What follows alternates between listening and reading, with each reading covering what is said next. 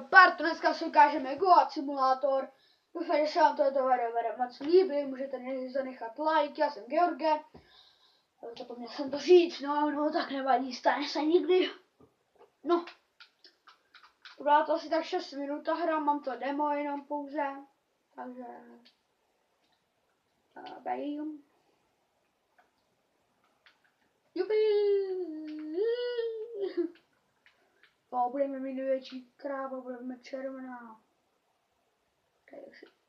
Ukážu vám teďka tady nějaký easter egg, který možná už víte, je to takový hodně známý. Ne, tak já na to. Tam prostě vyjdete a hnete se na takovej, nevím, prostě jako takovej, nevím, prostě ničo udělanej, takovej, a tam pak se do toho sednete a poletíte na měsíc jako gejda.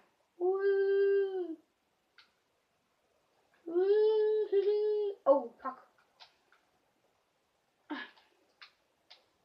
Oh, jump! Jak svině!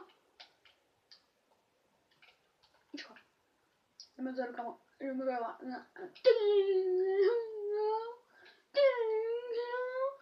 Jdeme, ty pěčo.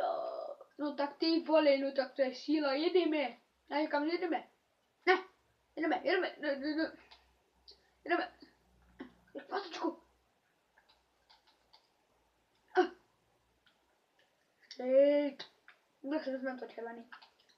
Ještě jeden tak stojí. Kokoska. Shit, what the fuck?